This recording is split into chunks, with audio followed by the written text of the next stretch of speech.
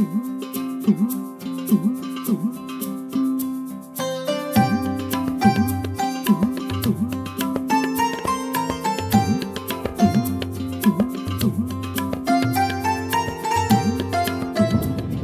থাকার 14 বছরে সময় সংবাদ 2011 সালের এই দিনে বিকেল 5টার সংবাদ দিয়েই সরাসরি সম্প্রচারের পথ চলা শুরু হয় আমাদের।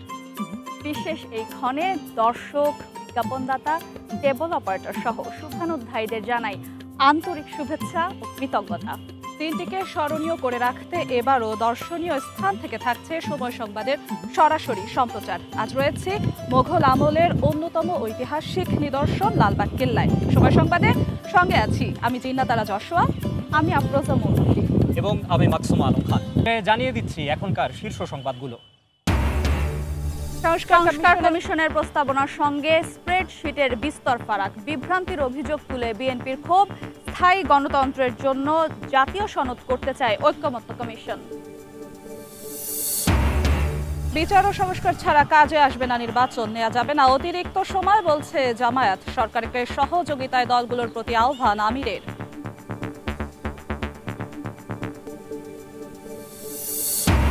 বাংলাদেশ পাকিস্তান পররাষ্ট্র সচিব পর্যায়ের বৈঠক ফলপ্রসূ হয়েছে বললেন আমনা বালুচ। পররাষ্ট্র উপদেষ্টার সঙ্গে মার্কিন 2 উপসহকারী মন্ত্রীর আলোচনা।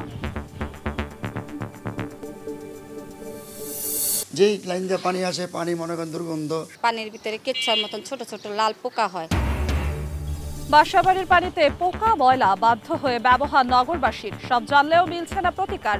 বাসার ট্যাঙ্ক পরিষ্কার না করাকে দুষছে ওয়াসা।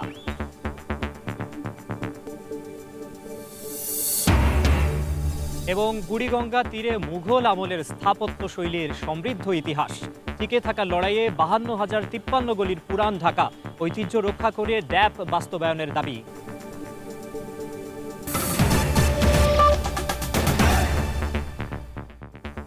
সংস্কার কমিশনের মূল প্রস্তাবনার সঙ্গে স্প্রেডশিটের বিস্তর ফারাক রয়েছে উল্লেখ করে বিভ্রান্ত করার অভিযোগ তুলেছে বিএনপি। এদিকে স্থায়ী গণতন্ত্রের জন্য জাতীয় সনদ তৈরি করতে চায় ঐকমত্য কমিশন।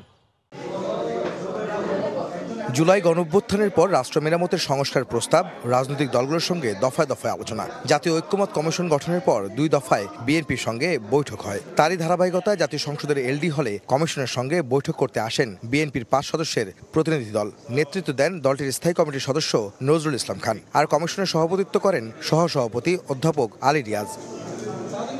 সকাল 10:30টায় শুরু হওয়া বৈঠকে ইতিবাচক সহযোগিতার জন্য বিএনপির প্রতি কৃতজ্ঞতা প্রকাশ করেন জাতীয় ঐকমত্য কমিশনের সহসভাপতি আলী রিয়াজ। এ সময় তিনি বলেন, স্থায়ী গণতন্ত্র প্রতিষ্ঠায় জাতীয় সনদ তৈরি করতে চান তারা। গণতান্ত্রিক সংগ্রামের ক্ষেত্রে বাংলাদেশ জাতীয়তাবাদী দলের একটা বিশাল ভূমিকা রয়েছে। সংবিধান সংস্কার কমিশনের দায়িত্ব পালনকালেও আমরা বাংলাদেশ জাতীয়তাবাদী দলের পক্ষ থেকে যে সহযোগিতা পেয়েছি তার জন্য এই সুযোগে আমি আবার ধন্যবাদ জানাতে চাই।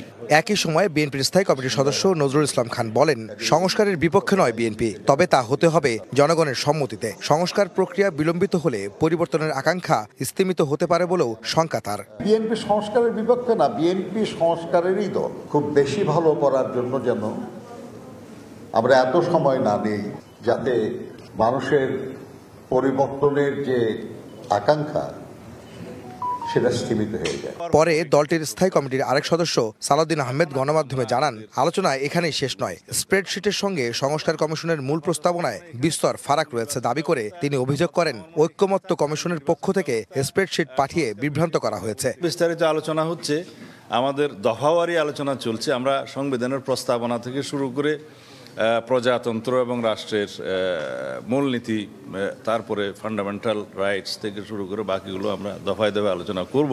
সংবিধান সংশোধনের বিষয়ে যে সমস্ত মৌলিক প্রস্তাবাবলী ওনারা দিয়েছেন সেই বিষয়ে আমরা আলাপ আলোচনার মাধ্যমে চেষ্টা করব একটা জায়গায় আসার জন্য।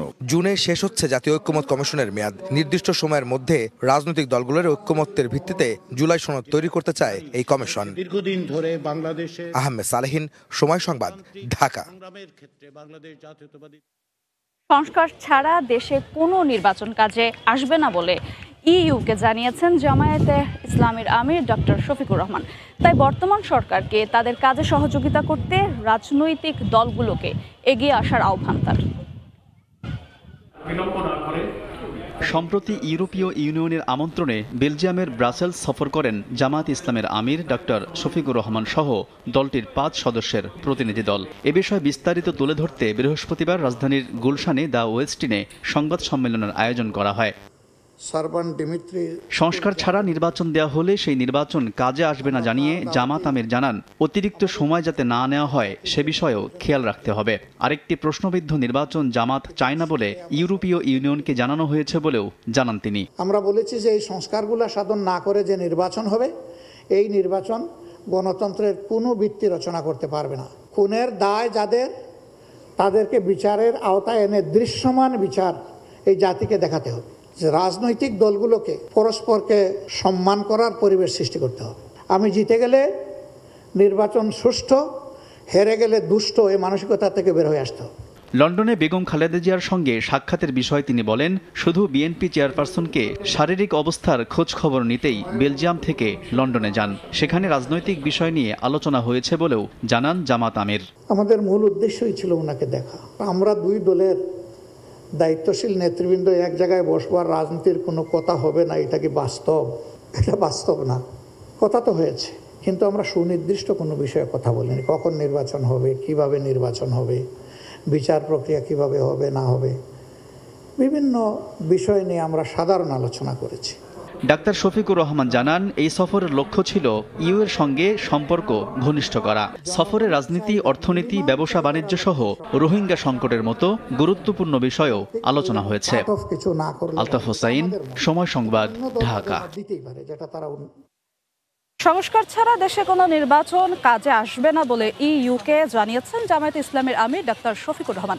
তাই বর্তমান সরকারকে তাদের কাজে সহযোগিতা করতে রাজনৈতিক দলগুলোকে এগিয়ে আসার আহ্বান তার। এদিকে জামায়াতের নিবন্ধন ফিরে পাওয়া নিয়ে হতাশ না হতে নেতাকর্মীদের আহ্বান জানিয়েছেন দলটির আইনজীবীরা। শিগগিরই নিবন্ধন ও প্রতীক ফিরে পাওয়ার প্রত্যাশায় কথা জানিয়েছেন অ্যাডভোকেট শিশির মনির। অন্তর্বর্তী সরকার নির্বাচনের সুনির্দিষ্ট তারিখ ঘোষণার আগেই ভোটের প্রস্তুতি নিতে শুরু করেছে রাজনৈতিক দলগুলো। পিছিয়ে থাকেনি জামায়াতও। নেতাদের সূত্র বলছে, এরই মধ্যে প্রায় ৩০০ আসনে প্রার্থী চূড়ান্ত করেছে দলটি। অথচ নিবন্ধন এবং প্রতীকের বিষয়টি এখনো নিষ্পত্তি হয়নি সর্বোচ্চ আদালতে। এরই মধ্যে গণ অভ্যুত্থানের পর ৮ মাস কেটে গেছে, অথচ নিবন্ধন না পাওয়ায় ক্ষোভ বাড়ছে দলটির নেতাকর্মীদের মধ্যে। বিষয়টিকে স্বাভাবিক বলছেন জামায়াতের আইনজীবীরা। জামায়াতের এই আইনজীবী বলছেন, যৌক্তিক কারণে বিলম্ব হলেও হতাশ হওয়ার কারণ নেই। শিগগিরই নিবন্ধন ও প্রতীকের মামলার চূড়ান্ত রায় হবে। যে নিবন্ধন মামলায় জামায়াতের রেজিস্ট্রেশন বাতিল যে করেছে, সেটাও কিন্তু সকল বিচারক একমত হয়ে করতে পারেনি। দুইজন একদিকে বলেছেন, একজন আরেকদিকে বলেছেন। তো সেই জন্যই এই মোকদ্দমায় আমরা ভালো রেজাল্ট পাবো, প্রত্যাশিত রেজাল্ট পাবো বলে আমি মনে করি। আমরা এরকম আইনি উদ্যোগ নিচ্ছি যে আইনি উদ্যোগের কারণে প্রতীকও পাওয়া যাবে, একই সাথে রেজিস্ট্রেশনও পাওয়া যাবে। ৫ আগস্টের পর আইনি প্রক্রিয়ায় অন্য দলের শীর্ষ নেতারা মুক্ত হলেও এক যুগেরও বেশি সময় ধরে কারাগারে এটিএম আজহার, সেটি নিয়েও অসন্তোষ রয়েছে দলটির ভেতরে বাইরে। তার আইনজীবীরা বলছেন, মুক্তির আইনি প্রক্রিয়া শেষ, এখন শুধু শুনানির অপেক্ষা। ২০ তারিখের মধ্যেই আমরা আশা করছি, রবিবারের মধ্যেই সমস্ত আপিলের যত ফর্মালিটি আছে, প্রশাসনিক ফর্মালিটি, তা সব শেষ হয়ে যাবে। ২১ তারিখে আমরা আশা করি আদালতে উপস্থাপন করতে পারবো এবং যথারীতি ২২ তারিখে এটি যেন শুনানির জন্য উপরের দিকে থাকে। এই জন্যই আমরা আদালতের কাছে প্রত্যাশী যে ২২ তারিখে এই শুনানি শুরু হয়ে যাবে। রোববার থেকে দেশের সর্বোচ্চ আদালতে বিচার কাজ শুরু হবে। তবে ২৩ থেকে ৩০ তারিখ পর্যন্ত প্রধান বিচারপতি দেশের বাইরে থাকবেন। এরপর এই দুই মামলার চূড়ান্ত নিষ্পত্তি হবে। আফজাল হোসেন, সময় সংবাদ, ঢাকা। ১৫ বছর পর অনুষ্ঠিত হলো বাংলাদেশ পাকিস্তান পররাষ্ট্র সচিব পর্যায়ে বৈঠক। সকালে রাষ্ট্রীয় অতিথি ভবন পদ্মায় হয় এই বৈঠক। সফররত পররাষ্ট্র সচিব আমনা বালুচ ও পররাষ্ট্র সচিব মোহাম্মদ জসিম উদ্দিন অংশ নেন। পররাষ্ট্র মন্ত্রণালয় সূত্রে জানা গেছে, বৈঠকে দ্বিপাক্ষিক সম্পর্ক সহ ঐতিহাসিক অসম্পূর্ণ বিষয়ে আলোচনা হবে। সবশেষ ১৫ বছর আগে ২০১০ সালে বাংলাদেশ পাকিস্তানের পররাষ্ট্র সচিব পর্যায়ের বৈঠক অনুষ্ঠিত হয়েছিল। এদিকে পাকিস্তানের উপপ্রধানমন্ত্রী এবং পররাষ্ট্রমন্ত্রী ইসহাক দার চলতি মাসের শেষের দিকে ঢাকা সফর করবেন বলে জানা গেছে।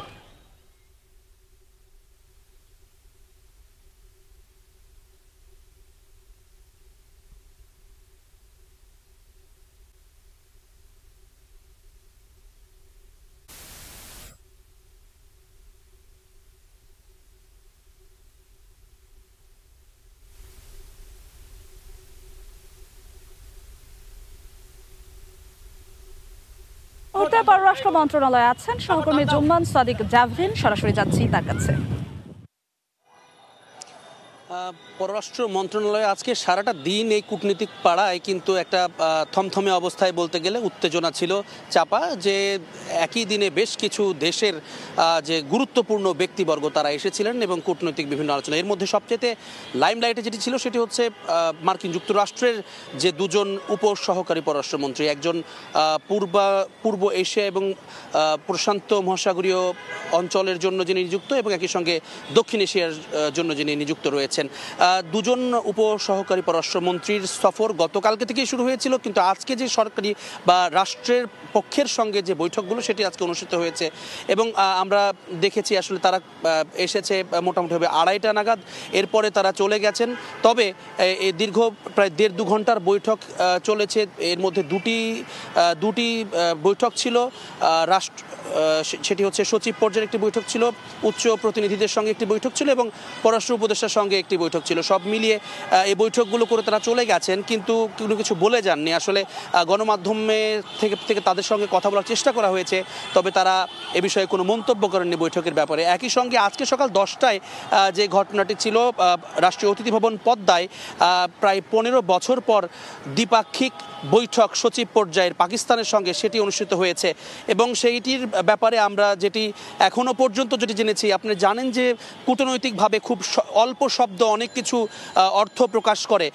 তারা যখন পররাষ্ট্র মন্ত্রণালয় থেকে উপদেষ্টা মহোদয়ের সঙ্গে সাক্ষাৎ শেষে বেরিয়ে যাচ্ছিলেন, তখন তাকে জিজ্ঞেস করা হয়েছিল গণমাধ্যমের পক্ষ থেকে সফর এবং আলোচনা কেমন হয়েছে। তিনি শুধু নাইস এই শব্দটা বলেছেন, অর্থাৎ মোটামুটিভাবে তার যেটি জেস্টার সেটি দেখে কিন্তু মনে হয়েছে আসলে আলোচনা ফলপ্রসূ হয়েছে বলেই তারা বলেছেন। এবং একই সঙ্গে এই বিষয়ে কি আলোচনা হলো আমরা সকাল থেকে আপনাদেরকে জানাবার চেষ্টা করছিলাম, বিশেষ করে বাণিজ্যিক যেই সম্পর্ক সুদৃঢ় করা, এছাড়াও দু দেশের মধ্যে যেই অর্থনৈতিক লেনদেন কিংবা যেই অমীমাংসিত বিষয়গুলো রয়েছে সেগুলো নিয়ে আলোচনা হবে। সেগুলো আসলে কী কী বিষয়ে আলোচনা হয়েছে সেটি আর কিছুক্ষণের মধ্যেই আমরা ব্রিফিংয়ে জানতে পারবো। সেই ব্রিফিংটি করবেন বাংলাদেশের পররাষ্ট্র সচিব যিনি রয়েছেন জসিমউদ্দিন, তার ব্রিফিং কিছুক্ষণের মধ্যে শুরু হবে। তারপরে হয়তো আমরা আসলে খোলাসাভাবে বলতে পারবো কী কী বিষয় নিয়ে আলোচনা এখানে হয়েছে। তো এই ছিল এখনও পর্যন্ত আমার কাছে পররাষ্ট্র মন্ত্রণালয় থেকে মার্কিন যুক্তরাষ্ট্র এবং পাকিস্তান পররাষ্ট্রর সঙ্গে যে বৈঠকগুলো তার সবশেষ খবর। সরাসরি যুক্ত ছিলাম পররাষ্ট্র মন্ত্রণালয়। ঐতিহাসিক মুজিবনগর দিবস স্মরণ করে রাখতে জাতীয় পতাকা উত্তোলন এবং স্মৃতিসৌধে পুষ্পার্ঘ্য অর্পণ করেন মুক্তিযুদ্ধ বিষয়ক মন্ত্রণালয়ের উপদেষ্টা ফারুক আজম। ভোরে মেহেরপুর জেলা প্রশাসনের আয়োজনে মুজিবনগর আমবাগানে গার্ড অফ অনার গ্রহণ করেন তিনি। এ সময় তিনি জানান, 1971 সালের 17 এপ্রিল এই আমবাগানে ঐতিহাসিক যে সরকার শপথ গ্রহণ করেছিল তা আমাদের জন্য বীরত্বগাথা অধ্যায়।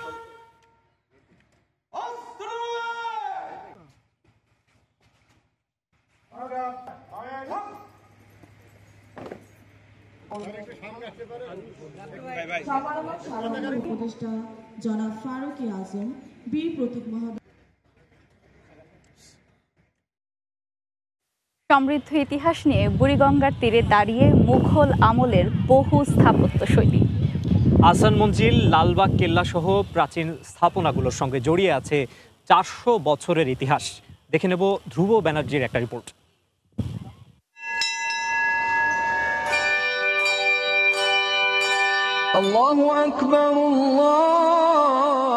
এক অন্যরকম ভোর। পুরান ঢাকার কাশবাবটুলি থেকে তারা মসজিদ ভেসে আসে আজানের ধ্বনি। আরমানিটোলার আর্মেনিয়াম চার্চ থেকে লালবাগের ঢাকেশ্বরী বাজে ঘণ্টার ধ্বনি। জানান দেয় এ শহর কারো একার নয়, এ শহর সবার সম্প্রীতির। চা আর বাখরখানিতে সকাল শুরু হয় 52 বাজার 53 গলির এ শহরে। বেলা গড়াতেই শাঁখারি বাজার, তাঁতি বাজার কিংবা সদরঘাট মুখরিত হয় ক্রেতা বিক্রেতার হাঁক ডাকে। লঞ্চের হুইসেল জানান দেয় শহুরে জীবনে কর্মময় বাস্তবতাকে। 400 বছর ঘড়ির কাঁটার হিসেবে 1,46,000 দিন। এত দিনে বদলেছে ঢাকা, পরিবর্তিত হয়েছে জীবনযাত্রা। অমর্ত্য সেনের ওয়ারি কিংবা শরৎচন্দ্রের মেজদিদি গল্পের সেই লালকুঠি, নর্থব্রুক হল সবই এখন স্মৃতি, শুধুমাত্র বইয়ের পাতায় যা ডুকরে কাঁদে। পুরান ঢাকার চলতি পথে এখন অসংখ্য নতুন স্থাপনার ভিড়। তার মাঝেই কখনো চোখে পড়ে মুঘল সুবাদারদের স্মৃতি আঁকড়ে থাকা ছোট কাটরা কিংবা বড় কাটরা। জনসংখ্যার চাপ যেগুলোকে বিলুপ্ত করেছে ধীরে ধীরে। এসবের ইট সুরকি আজ বাজারে বিক্রি হচ্ছে শুধুমাত্র পণ্য হিসেবেই। ১৬৪৪ থেকে ১৬৪৬ সাল পর্যন্ত নির্মাণ করা হয় এই সুউচ্চ দালানটি। কথা ছিল বাংলার সুবাদার শাহ সুজা এখানে বসবাস করবেন, কিন্তু পরবর্তীতে তা না হয়ে এটি পরিণত হয় মোস্তাফিরখানায়। দুপুর গড়িয়েছে, পুরনো আভিজাত্যের খোঁজে গিঞ্জি শহরে ঘুরতে ঘুরতে ক্লান্ত দেহ। পরিশ্রান্ত সেই মনের খোরাক পুরান ঢাকার শ্রীদাস লেনে বিউটি বোর্ডিং। একসময় সুভাষচন্দ্র বোস, পল্লীকবি জসিমউদ্দিন সহ বিশিষ্ট জনদের আনাগোনা থাকলেও এখন অনেকটাই জীর্ণ শীর্ণ। যারা আসতেন, যারা বসতেন, যারা গল্পগুজব করতেন, একটা প্রবীণদের ভিতরে সেই জিনিসটা বেশি আগ্রহ ছিল এবং প্রবীণটি সাধারণত আসতো। বিউটি বোর্ডিং তো সবসময় একটা আড্ডার রাজ্য বলতে পারে, পুরাতন শহরে একটা খোলামেলা জায়গা। এ শহরে বিকেলটা রঙিন করতে রয়েছে অভূতপূর্ব এক রংমহল, যেখানে আছে জলসাঘর থেকে বৈঠকখানা, সবই। বলছি আহসান মঞ্জিলের কথা। অষ্টাদশ শতাব্দীতে এটি নির্মাণের পর এই স্থাপনাটিও পেরিয়েছে নানা প্রতিকূলতা। তবুও বুড়িগঙ্গার তীর ঘেঁষে মঞ্জিলটি দাঁড়িয়ে আছে কালের সাক্ষী হয়ে। এবার বলতে চাই অসমাপ্ত এক দুর্গের আত্মকথা। মুঘল সুবাদার শায়েস্তা খাঁ ঢাকা ত্যাগ করার পর জনপ্রিয়তা কমে যায় লালবাগ কেল্লার। তবে কালের বিবর্তনে এই কেল্লাটি এখন দর্শনার্থীদের আকর্ষণের মূল কেন্দ্রবিন্দু। রাজমহল থেকে ব্যাসাল্ট, চুনার থেকে বেলে পাথর, জয়পুর থেকে সাদা মার্বেল, মুঘলদের রুচিবোধ আর স্থাপত্য শৈলী লালবাগের প্রতিটি ইটে। আগের যে আমাদের অবিভক্ত বাংলা বা আগে আমরা ভারতবর্ষ যদি ধরি, তাহলে কিন্তু পুরান ঢাকার বাইরে আর ঢাকা নাই। ঐতিহ্য ঠিক রাখতে গিয়ে অবশ্যই অত্যন্ত সুদৃষ্টি রাখা উচিত জমিদারদের স্মৃতিগুলো রক্ষার জন্য। পুরান ঢাকার অলিগলি থেকে পুরনো কংক্রিটের দেয়াল সবই যেন ভুলে যায় বাংলার সমৃদ্ধ ইতিহাস আর শান শৌকতের গল্প, যে গল্পের প্রতিটি অধ্যায় এখন করছে টিকে থাকার লড়াই। এই স্মৃতিকে রক্ষায় প্রয়োজন আমার, আপনার, সবার প্রচেষ্টা। ধ্রুব ব্যানার্জি, সময় সংবাদ, ঢাকা। ফুটপাথহীন সংকীর্ণ রাস্তা, জরাজীর্ণ ভবন সহ নানা রকম সমস্যায় জর্জরিত পুরান ঢাকা। শুধু তাই নয়, স্থায়ী সমাধানের ডিটেইল এরিয়া প্ল্যান করা হলেও তা হয়নি বাস্তবায়ন। এ নিয়ে আলামিন তুষারের একটি প্রতিবেদন আছে, প্রতিবেদনটি দেখে আসবো।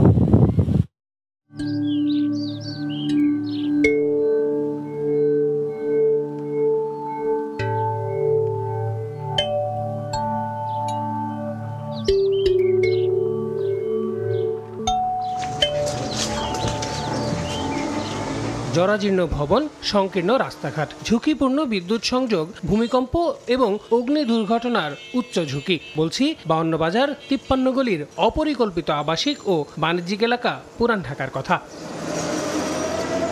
রাজধানীর লালবাগ, বংশাল, গ্যান্ডারিয়া ও সবুজবাগে প্রতি একরে 700 থেকে 800 মানুষ বাস করে, যা বিশ্বে সর্বোচ্চ। এখানে মাত্র 1 কাঠা 2 কাঠা জমিতেই অপরিকল্পিতভাবে ইমারত নির্মাণ বিধিমালার তোয়াক্কা না করেই গড়ে উঠেছে অসংখ্য বহুতল ভবন। পাশাপাশি ভবনের দেয়ালগুলোকেও যেন আলাদা করা দায়।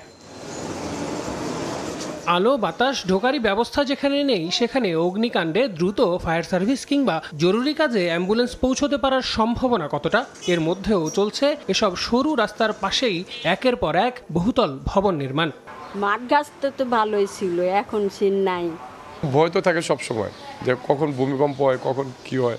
দুর্ঘটনার সংখ্যাগুলো একদম উপর আল্লাহর উপর আমাদের বিশ্বাস করে আমাদের চলতে হচ্ছে। সিটি কর্পোরেশনের অংশ হলেও নাগরিক সুবিধা যেন একরকম নেই। ত্রুটিপূর্ণ ড্রেনেজ ব্যবস্থা, অপর্যাপ্ত পানি সরবরাহ ব্যবস্থা আর মশার উপদ্রব বছরের পর বছর ধরে না চাইতেও সইতে হচ্ছে বাসিন্দাদের। সিটি কর্পোরেশনে আমরা প্রত্যেকেই আমরা ট্যাক্স দিচ্ছি, সঠিক মূল্যায়ন সেটা আমরা পাচ্ছি না। ড্রেন জাম হয়ে যায়, তারপর আমরা পানি ঠিক মতো পাই না। এখন সরকারও ভাইনা এটা প্ল্যান পাস দেয় না, আর এরও সুবিধা পাইতেছে না। এখন দুজনেরই ভুল। বাসযোগ্যতা এবং ঐতিহ্য হারানো পুরান ঢাকার এমন অবস্থার প্রধান কারণ হিসেবে ঘনবসতিকে দায় দিচ্ছেন নগর পরিকল্পনাবিদরা। বলছেন নাগরিক সুবিধা ও পরিষেবার সঙ্গে ঐতিহ্য টিকিয়ে রাখা নিশ্চিত করতে জনগণের সম্পৃক্ততা বাড়াতে হবে। কারো চাওয়া না চাওয়ার উপরে সবসময় ডিপেন্ড করে না, মানুষের জানমালের নিরাপত্তা দিতে হবে। এইটার ক্ষেত্রে কখনো কখনো ডেভেলপমেন্ট কন্ট্রোল পলিসিটাকে খুব ভালোভাবে অ্যাপ্লিকেশন করতে হবে, যেটা পুরান ঢাকার জন্য অত্যন্ত প্রযোজ্য। এমনকি অন্তর্বর্তী সরকার দায়িত্ব নেওয়ার পর আবারও আলোচনায় বিশদ অঞ্চল পরিকল্পনার সংশোধন, যদিও নানান মতানৈক্যের কারণে সেটাও পিছিয়ে যাচ্ছে। আমাদেরও কিছু ব্যর্থতা আছে, অনেক জায়গায় প্ল্যান ছাড়াই বা প্ল্যানের ব্যত্যয় ঘটিয়েও বিল্ডিং হচ্ছে। স্টেক হোল্ডার এখানে অনেকগুলো, আমাদের অ্যাডভাইজারি কাউন্সিলেরই সিদ্ধান্ত, একটা প্রস্তাব রেডি করে তাদেরকে নিয়েই আমরা বসবো এবং আমরা আশা করতেছি অতি দ্রুত এটার একটা সমাধান হবে। বারবার এমন সংশোধনী কেবলই আবাসন ব্যবসায়ীদের সুবিধা দিয়ে এই নগরীকে দিন দিন আরও বসবাস অযোগ্য করে তোলার পায়তারা বলেও অভিযোগ আছে। এক পরিকল্পিত শহর গড়ার লক্ষ্যে 2010 সালে একটি উদ্যোগ নিয়ে বিশদ অঞ্চল পরিকল্পনা করা হয়, যার মাধ্যমে পুরো ঢাকাকে করার কথা ছিল একটি আধুনিক এবং পরিকল্পিত নগরী, আর যার শুরুটা হবার কথা ছিল এই পুরান ঢাকা থেকে। তবে 15 বছর পেরিয়ে গেলেও তা যে খুব একটা বাস্তবায়ন হয়নি তা বলেই দিচ্ছে পুরান ঢাকার এই চিত্র। আল আমিন তুষার, সময় সংবাদ, ঢাকা। প্রাচীন সভ্যতার নানা নিদর্শন ছড়িয়ে আছে সারা দেশেই। নান্দনিক স্থাপত্যশৈলী দেখতে ভিড় করেন দেশি বিদেশি পর্যটকরা।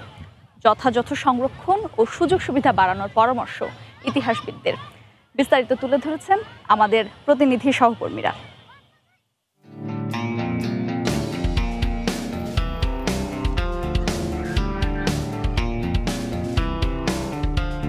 প্রায় 200 বিঘা জমির উপর গড়ে ওঠা নওগাঁর পাহাড়পুর বৌদ্ধ বিহার 8ম শতকে পাল আমলের সমৃদ্ধ নগরের ইতিহাস তুলে ধরে হাজার বছরের পুরনো সভ্যতার নিদর্শন।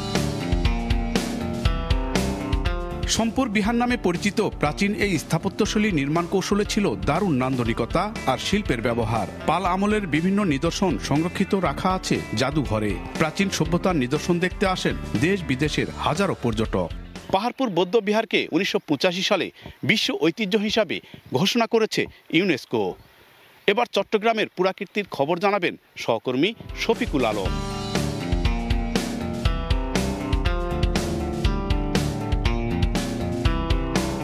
পাহাড়ের চূড়ায় নির্মিত চট্টগ্রামের প্রাচীন ও ঐতিহাসিক মসজিদ আন্দুকিল্লা শাহী জামে মসজিদ প্রায় 400 বছর আগে মুঘল স্থাপত্য শৈলীতে নির্মিত এই ইসলামিক স্থাপনা চট্টগ্রামকে পরিচয় করিয়ে দেয় সারা বিশ্বের কাছে। মুঘলদের বিজয়ের স্মৃতি ধরে রাখতে 1666 সালে এই মসজিদ নির্মাণ করেছিলেন শায়েস্তা খাঁর ছেলে ওমেদ খাঁ। যদিও একসময় মগ ও পর্তুগিজ জলদস্যুদের আস্তানা ছিল এটি। 4টি মিনার ও 3টি গম্বুজের এই মসজিদ নজর কাড়ে ধর্মপ্রাণ মুসলমানদের। মোগল আমলের এই নির্মাণ শৈলীতে ফাটল ধরেছে পিলারে। মূল স্থাপনা ঠিক রেখে এই মসজিদের সংস্কারের দাবি মুসল্লিদের। এবার মুন্সিগঞ্জের ঐতিহ্যবাহী ইন্দিরাপুর খেলার খবর জানাবেন নাসিরউদ্দিন উজ্জ্বল।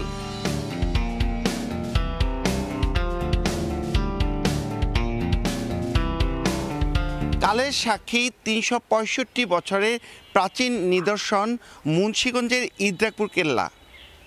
এই জলদুর্গ ঘিরেই মুন্সিগঞ্জ শহরে শুরু হয়েছিল জনবসতি।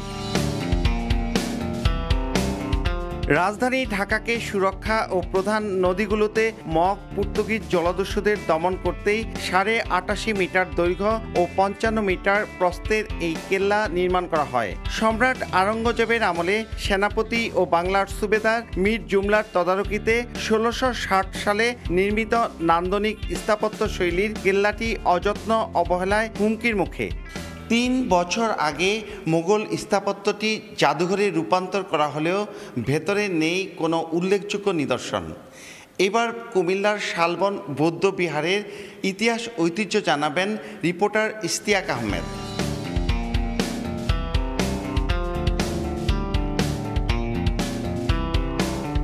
কুমিল্লার শালবন বৌদ্ধ বিহার প্রাচীন সভ্যতার নিদর্শনগুলোর মধ্যে অন্যতম। কুমিল্লার লালমাই ময়নামতির প্রত্নস্থলে অসংখ্য প্রাচীন স্থাপনার মধ্যে অন্যতম এই বৌদ্ধ বিহার। ধারণা করা হয় যে খ্রিস্টীয় 7ম শতাব্দীর শেষ থেকে 8ম শতাব্দীর প্রথম ভাগে দেববংশের ৪র্থ রাজা শ্রী ভবদেব এই বিহারটি নির্মাণ করেন। মোট 115টি কক্ষের এই বিহারে বাস করতেন বৌদ্ধ ভিক্ষুরা, করতেন বিদ্যাশিক্ষা ও ধর্মচর্চা। একসময় চারপাশে শালগজারির ঘন বন থাকায় বিহারটির নামকরণ করা হয়েছিল শালবন বিহার। এবার বাগেরহাটের ৬০ গম্বুজের মসজিদের ইতিহাস জানাবেন আব্দুল আল মামুন রুবেল।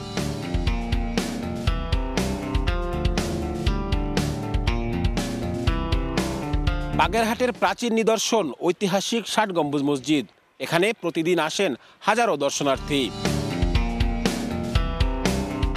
প্রখ্যাত সুফি সাধক হযরত খান উল আজম উলুগ খান ই জাহানের প্রতিষ্ঠিত খলিফাতাবাদ রাজ্যের রাজধানী ছিল বাগেরহাট। ১৬শ শতাব্দীতে নির্মিত ইসলামী স্থাপত্য রীতির এই মসজিদ স্থান পেয়েছে ইউনেস্কোর বিশ্ব ঐতিহ্যের তালিকায়। প্রাচীন এ মসজিদ ঘিরে দেশি বিদেশি পর্যটকদের অবকাশ যাপনের সুযোগ সুবিধা বাড়ানোর দাবি আগতদের।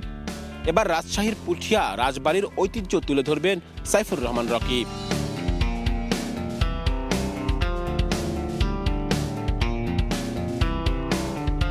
রাজপ্রথা বিলুপ্ত হলেও ঠাঁই দাঁড়িয়ে আছে রাজশাহীর পুঠিয়া রাজবাড়ি। এর নান্দনিক সৌন্দর্য বিমোহিত করে সবাইকে। রাজবাড়িটি ঘিরে গড়ে উঠেছে পর্যটন কেন্দ্র। 1895 সালে ইন্দো ইউরোপীয় স্থাপত্য রীতিতে দ্বিতল রাজবাড়িটি নির্মাণ করেন মহারানী হেমন্ত কুমারী দেবী। দেশের বিভিন্ন প্রান্তে থাকা প্রাচীন সভ্যতার সব নিদর্শন যথাযথভাবে সংরক্ষণের পরামর্শ ইতিহাসবিদের। অনেক পুরাতন জমিদার বাড়ি এবং অনেক প্রাচীন নিদর্শন যেগুলি সংরক্ষণের অভাবে বেহাল দশায় হয়ে যাচ্ছে এবং অনেক জায়গাগুলি বেদখল হয়ে যাচ্ছে। এগুলিকে সমুন্নত উদ্যোগের মাধ্যমে একটি পর্যটন অঞ্চল হিসেবে যদি প্রতিষ্ঠা করা যায় তাহলে দেশ বিদেশ থেকে কিন্তু এই সব দেখতে দর্শনার্থীরাও আসতে পারে, দেশের আয়ও হয়। বিদেশি পর্যটক টানতে প্রাচীন নিদর্শনগুলোর সৌন্দর্য ও ইতিহাস ব্যাপকভাবে প্রচারের পরামর্শও এই ইতিহাসবিদের। সাইফুর রহমান রকি, সময় সংবাদ। একদম ফ্রেশ বিশ্বমানের প্রযুক্তির সকল সুবিধা নিয়ে ভালো থাকুন আপনিও। কঙ্কা ব্যবধানে 250টি মোবাইল ফোন উদ্ধার করেছে পুলিশ। বিভিন্ন সময়ে চুরি বা ছিনতাই সহ বিভিন্ন অপ্রীতিকর ঘটনায় হারানো মোবাইল উদ্ধার করে প্রকৃত মালিকের কাছে হস্তান্তর করে বাহিনীর সদস্যরা।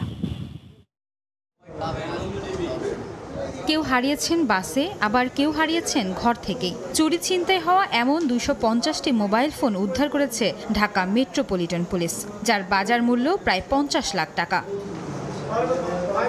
বৃহস্পতিবার সকালে ডিএমপি তেজগাঁও বিভাগের কার্যালয়ে সংবাদ সম্মেলন করে পুলিশ জানায়, চুরি যাওয়া মোবাইল উদ্ধারে টিম গঠনের কথা ভাবছে পুলিশ। তেজগাঁও বিভাগে একটি মোবাইল উদ্ধারকারী আমরা টিম গঠন করেছি। মোবাইল হারিয়ে গেলে তারা এই মোবাইল উদ্ধারের জন্য বিভিন্ন ধরনের তথ্য উপাত্ত দিয়ে সিডিআর কালেকশন করে এবং এই তথ্য প্রযুক্তির সহায়তা নিয়ে মোবাইল উদ্ধারের জন্য তারা চেষ্টা করে এবং আমাদের এই টিমগুলি থানাভিত্তিক কাজ করে। এদিন বিভিন্ন সময়ে হারানো ও ছিনতাই হওয়া মোবাইল ফোন প্রকৃত মালিকের কাছে হস্তান্তর করে ডিএমপি। আজকে 251টি মোবাইল আমরা 1 মাসের মধ্যে উদ্ধার করেছি এবং আজকে এখানে মোবাইলের যে প্রকৃত মালিক ওনারা এখানে সবাই এসছেন। আমরা তাদেরকে এই আপনাদের সঙ্গে কথা বলা শেষে এই মোবাইলগুলো ওনাদের হাতে আমরা উঠিয়ে দেব। সংবাদ সম্মেলনে গুরুত্বপূর্ণ এই ডিভাইসটি ব্যবহারে সতর্কতা বাড়ানোর পরামর্শ দেয় পুলিশ। ছিনতাইয়ের ঘটনা আস্তে আস্তে কমে আসবে। আয়েশা সিদ্দিক, সামিয়া, সময় সংবাদ, ঢাকা। গন্তব্যে নামিয়ে দেওয়ার কথা বলে নেওয়া হয় টার্মিনালে। বাসে রাত ভর ধর্ষণ করা হয় এক কিশোরীকে। চট্টগ্রামে কিশোরীকে ধর্ষণের ঘটনার একদিনের মধ্যে চালক ও তার সহকারীকে গ্রেফতার করা হলেও পলাতক রয়েছে বাসের সুপারভাইজার। পরিবারের সঙ্গে রাগ করে মঙ্গলবার দুপুরে কক্সবাজার থেকে বাসে চট্টগ্রামের উদ্দেশ্যে রওনা দেয় ওই কিশোরী। অন্যান্য বাস যাত্রীদের নামিয়ে দেওয়ার পর তাকে গন্তব্যে নিয়ে যাওয়ার কথা বলে বাস চালক, সুপারভাইজার ও সহকারী। পরে বাসটি টার্মিনালে নিয়ে সন্ধ্যা থেকে ভোর পর্যন্ত সংঘবদ্ধ দর্শন করা হয় বলে অভিযোগ করেন কিশোরী। ভুক্তভোগীর অভিযোগের ভিত্তিতে বুধবার দিনব্যাপী অভিযান চালিয়ে বাস চালক লোকমান তারেক ও তার সহকারী হানিফকে গ্রেফতার করে চাঁদগাঁও থানা পুলিশ। প্রাথমিক জিজ্ঞাসাবাদে ধর্ষণের কথা স্বীকার করেছে গ্রেফতারকৃতরা।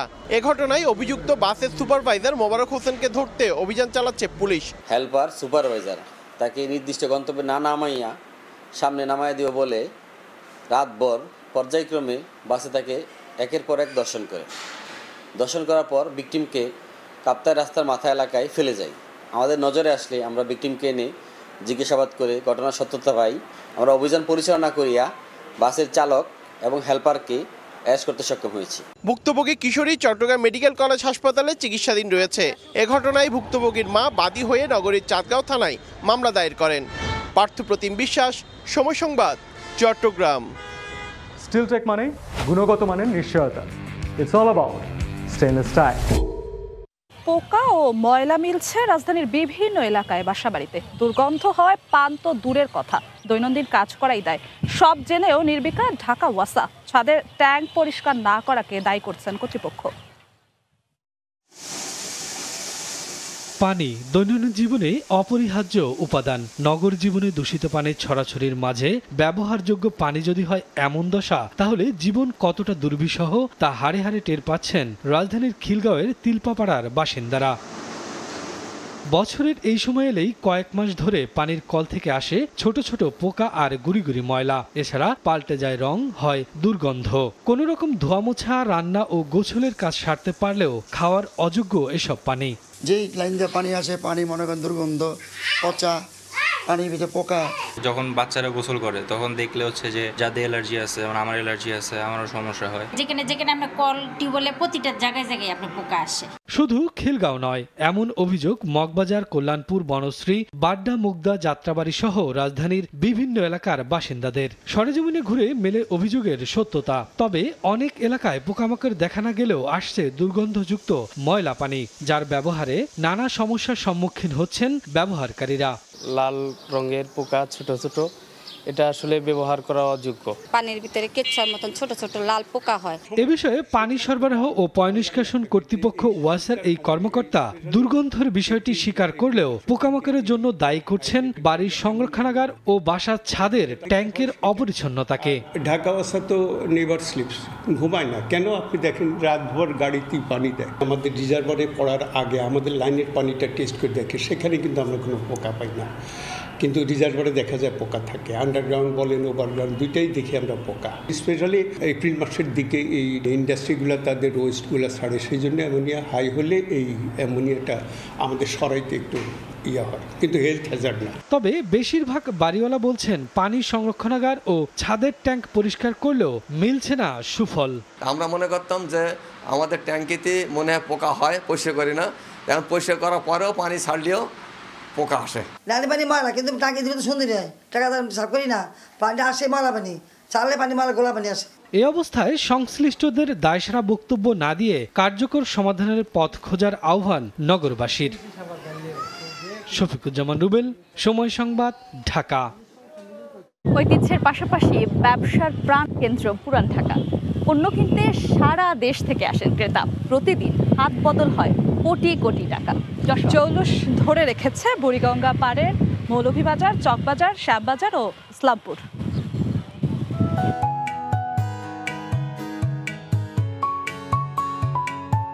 দেশের অন্যতম শীর্ষ পাইকারি ব্যবসার কেন্দ্র রাজধানী ঢাকার মৌলভীবাজার। পুরান কেন্দ্রীয় কারাগারের পাশেই এর অবস্থান। এই ভোগ্যপণ্যের বাজারের গোড়াপত্তন হয় 200 বছর আগে। প্রতিদিন প্রায় 50,000 লোকের সমাগম হয় এখানে, আর হাত বদল হয় কয়েকশো কোটি টাকার পণ্য। সময়ের ব্যবধানে চালের ব্যবসা বাবুবাজার, বাদামতলিতে, পেঁয়াজ, রসুন ও আদা শ্যামবাজারে, আর রহমতগঞ্জে সরে গেছে এখানকার ডালের ব্যবসা। তবে ভোজ্য তেল, চিনি, মশলা ও গুঁড়ো দুধের ব্যবসার জৌলস এখনো ধরে রেখেছে ঢাকার ব্যস্ততম এই বাজার। আমি 12 বছর বয়সে এখানে মৌলভীবাজার আসছি, তো আগে ছিল টিনের ঘর, অনেক মৌলভীবাজারের ব্যবসা কমেনি। এই ব্যবসার লগে জড়িত প্রায় 50-60 বছর। সর্বোপরি পুরো বাংলাদেশ।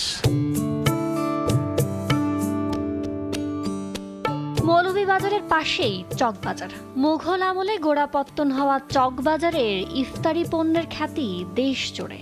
সর্বদা ব্যস্ত সময় পাড়ি দিয়ে চলা এই বাজারটি সারা দেশে পাইকারি ব্যবসায়ীদের কাছে পরিণত হয়েছে এক নির্ভরযোগ্য স্থানে। ঢাকা শহর তো বটেই, এখান থেকে দেশের বিভিন্ন অঞ্চলে চলে যায় প্রসাধনী, ইমিটেশনের গয়না, খেলনা সহ নানা পণ্য।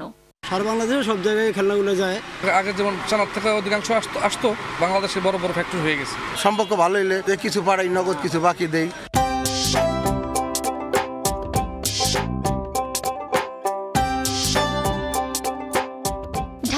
ঐতিহ্যবাহী আরেকটি ব্যবসায়িক কেন্দ্র শ্যামবাজার। ব্রিটিশ আমলে বুড়িগঙ্গার পাড়ে গড়ে ওঠা এই বাজার দিনরাত ব্যস্ত দেশজুড়ে পেঁয়াজ, মরিচ, আলু, রসুন, আদা, হলুদ সরবরাহে। আগে এক সময় সারা বাংলাদেশে যেত, কিন্তু এখন অন্য অন্য জায়গায় আরো থাকার কারণে দূরের ডিস্ট্রিক্টে একটু কম যায়। বাপ চাচারা তাদের থেকেই ব্যবসাটা এখন পর্যন্ত আসছে। লাভটা কম হইলেও মানে সেলটা বেশি হয়।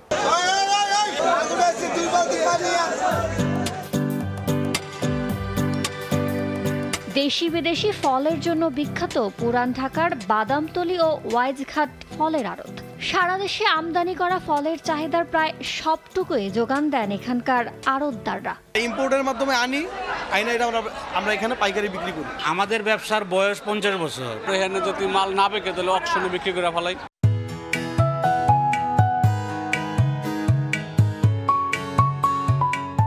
400 বছরের পুরনো ঢাকায় এখনো একই আমেজ নিয়ে টিকে আছে যে কয়েকটি স্থান। এর মধ্যে অন্যতম ইসলামপুর।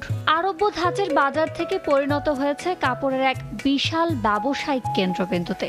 আমাদের ইসলামপুর থেকে সমস্ত বাংলাদেশে এগুলো পাইকারি সেল করা হয়। কেউ চেকে নেয়, কেউ নগদে নেয়। ব্যবসা যতদিন থাকবে বিশ্বাসটা এটা করতেই হবে। প্যান্ট শার্টের পিস মূলত কিনি এবং খুচরা বেশি।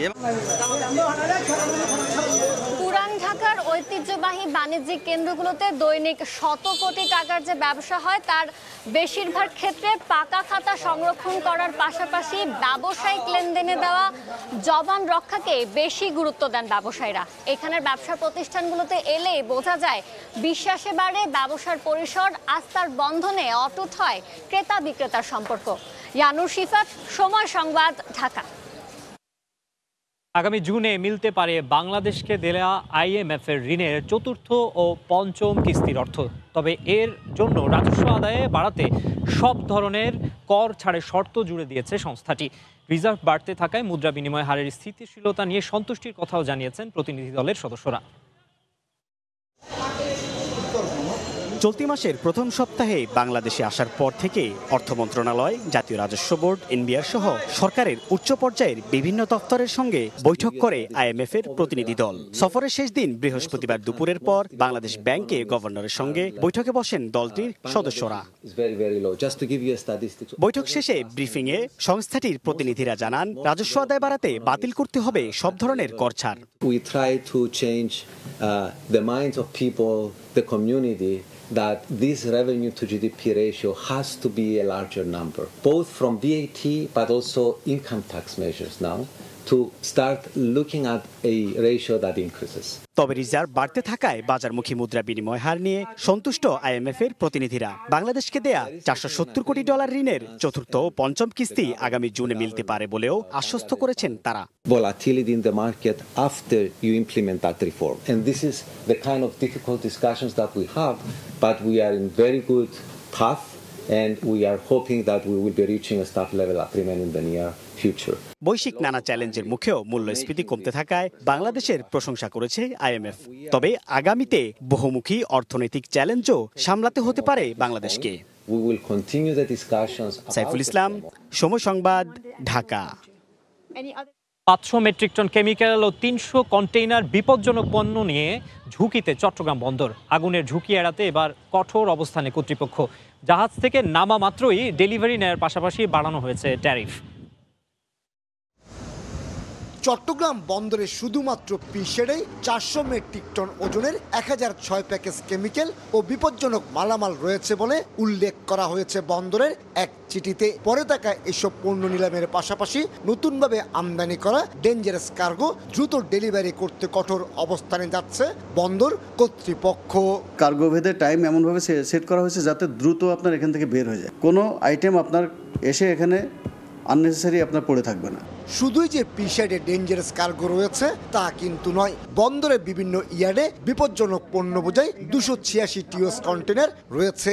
এটা যখন ডেস্টিনেশন করেন আমি কিন্তু না কনসার্নি থেকে যে আমার যে ড্যামারেজের টাকা সেই টাকাও পাচ্ছি না, না কেউ আমাদেরকে কোনো টাকা দিচ্ছে না। আলটিমেটলি পুরাটাই আমাদের লস। আমাদের এখানে ঝুঁকির কারণ হয়ে দাঁড়ায়, সেগুলোর ক্ষেত্রে মানে যেই বৃদ্ধি আছে সেটার থেকে হয়তো 100 to 150% বেশি। তবে ডেঞ্জারাস কার্গোর ক্ষেত্রে কড়াকড়ি নিয়ে কিছুটা সংকটের মুখে পড়েছে মেইল লাইন অপারেটর প্রতিষ্ঠানগুলো। কনসার্নি কখন মালগুলো ক্লিয়ার করে নিয়ে যাবে এটা তার বিষয়, আমরা আমাদের দিক থেকে শুধুমাত্র তাদেরকে পুশ করে এক্সপিডাইট করার জন্য বলতে পারি। অবশ্য গত বছরের শেষ 2 মাসে 59 কন্টেনার বোঝাই কেমিক্যাল এবং বিপজ্জনক পণ্য ধ্বংস করেছে চট্টগ্রাম কাস্টম হাউস। আমদানি হওয়া এই ধরনের ডেঞ্জারাস কার্গো কেমিক্যাল দ্রুত খালাসের সিদ্ধান্ত জানিয়ে দিয়েছে বন্দর কর্তৃপক্ষ। চট্টগ্রাম বন্দর থেকে কমল দে, সময় সংবাদ। চীনের ঋণ সহায়তায় মোংলা বন্দরের উন্নয়নে নতুন প্রকল্প হাতে নেওয়া হয়েছে। তবে নানা সীমাবদ্ধতা থাকা সত্ত্বেও বন্দরটিতে এসব প্রকল্প ঘিরে নতুন অর্থনৈতিক সম্ভাবনা তৈরি হয়েছে। রাজধানীর সঙ্গে সহজ যোগাযোগ মাধ্যমের কারণে গত 2 বছরের বেশি সময় ধরে মোংলা বন্দর ঘিরে আগ্রহ বাড়ছে আমদানি রফতানিকারক ব্যবসায়ীদের। তবে জেটি সংকট, নদীর গভীরতা কম থাকা, আধুনিক অবকাঠামোর অভাব সহ রয়েছে নানা সীমাবদ্ধতা। বড় আকারে জাহাজ না আনতে পারি, বেশি মাল আনতে না পারলে আমাদের কস্টিং এফেক্টিভ হবে না, কস্ট এফেক্টিভ না হলে কেউ এদিকে ইন্টারেস্টেড হবে না। এসব সীমাবদ্ধতা বিবেচনায় নিয়ে এবার বন্দরের উন্নয়নে বড় ধরনের প্রকল্প হাতে নিয়েছে কর্তৃপক্ষ। মোংলা বন্দরের সুবিধাদির সম্প্রসারণ ও আধুনিকায়ন শীর্ষক 4,068 কোটি টাকা ব্যয়ের এ প্রকল্প বাস্তবায়ন হতে যাচ্ছে, যার মধ্যে 3,592 কোটি টাকা ঋণ সহায়তা দেবে চীন। বাকি টাকা পাওয়া যাবে সরকারি বরাদ্দে। চায়না সিভিল ইঞ্জিনিয়ারিং কনস্ট্রাকশন কর্পোরেশনের সঙ্গে চুক্তি স্বাক্ষর হয় গত 25 মার্চ। 2028 সালে প্রকল্পটির মেয়াদ শেষ হওয়ার কথা রয়েছে। 2টি জেটি নির্মাণ করব এই প্রকল্পের আওতায়, কন্টেনার ইয়ার্ড নির্মাণ করব এবং কন্টেনার ডেলিভারি ইয়ার্ড নির্মাণ করব, আইসিটি ফ্যাসিলিটিস গুলো ডেভেলপ করব যাতে বন্দরের অটোমেশন হয়। এসব প্রকল্প বাস্তবায়ন হলে বন্দরের সক্ষমতা ও আমদানি রফতানি বৃদ্ধি পাবে বলে আশা ব্যবসায়ীদের। আর চীনের এ বিনিয়োগকে দুই দেশের মধ্যে অর্থনৈতিক ও বাণিজ্যিক সম্পর্ক নতুন উচ্চতায় নিয়ে যাবে মত অর্থনীতিবিদদের। জাতীয় স্বার্থ এবং সর্বোপরি আমাদের কিছু ব্যবসায়ীদের স্বার্থ রক্ষা পায়, তাহলে এই মোংলা বন্দর আরও বেশি উন্নতি সাধন হবে, ব্যবসায়ীরা আগ্রহী হবে, সুযোগ বাড়বে, যত অপশন বাড়বে, আমাদের যত ডোনার আমাদের প্রতি সহায়তা বাড়িয়ে দিবে, তো এটা আমাদের জন্য ভালো। দাতা সদস্য আমাদের দিকে বিনিয়োগের হাত বাড়িয়ে দেয়, এটা নিঃসন্দেহে ভালো। সুন্দরবনের কোল ঘেঁষে পশুর নদীর পূর্ব তীরে 1950 সালে মোংলা বন্দর প্রতিষ্ঠিত হয়। বর্তমানে বন্দরের 5টি জেটিতে 22টি নোঙর পয়েন্টে একসঙ্গে 47টি জাহাজ ভিড়তে পারে। শুধু নতুন এই প্রকল্প নয়, 6,000 কোটি টাকা ব্যয়ে upgradation of Mongla port, inner bar dredging, অসম্পূর্ণ 2টি জেটি নির্মাণ সহ অন্তত 8টি প্রকল্প চলমান আছে মোংলা বন্দরে। যেসব প্রকল্প ঘিরে নতুন করে অর্থনৈতিক সম্ভাবনা দেখা দিয়েছে এ অঞ্চলে, যে সম্ভাবনা কাজে লাগিয়ে আগামী দিনে সফল উপ আঞ্চলিক সমুদ্র বন্দর হয়ে ওঠাই সংশ্লিষ্টদের লক্ষ্য। আব্দুল্লাহ আল মামুন রুবেল, সময় সংবাদ, মোংলা। খরতাপে পড়ছে সাতক্ষীরার সব আম বাগান, ঝরে পড়ছে আমের গুটি। এবার আশানুরূপ উৎপাদন হবে কিনা তা নিয়েই দুশ্চিন্তায় রয়েছে বাগান মালিকরা। সাতক্ষীরা সদর, তালা, কলারোয়া, দেবহাটার বাগানে প্রতিটি আম গাছে পর্যাপ্ত গুটি ধরলেও প্রচণ্ড খরতাপে সেগুলো ঝরে পড়ছে। পোকার আক্রমণ ঠেকাতে কীটনাশক স্প্রে করতে ব্যস্ত সময় পার করছেন আম চাষিরা। বৃষ্টি না হওয়ায় এবার আমে পোকার আক্রমণ দেখা দিয়েছে। এছাড়া দিনের তাপমাত্রা বেশি, রাতে ঠান্ডা পড়ায় গুটি ঝরে যাওয়ায় লোকসানের আশঙ্কা করছেন বাগান মালিকরা। এবার জেলায় হিমসাগর আমের উৎপাদন কম, তবে গোবিন্দভোগ আমের উৎপাদন ভালো হয়েছে। 14 সালে থেকে কাজ করে আসতেছে এই পর্যন্ত, এই বছর যে এই বাগানের যা ক্ষয়ক্ষতি হয়ে গেছে, জন মজুরি দিয়ে মনে করেন যে অনেক খরচ খরচা, এবছর আম ফলন হয়নি সেভাবে, আবহাওয়ার কারণে আমগুলি ক্ষয়ক্ষতি দেখা যাচ্ছে এবং এবারে অতিরিক্ত পোকার আক্রমণ বেশি।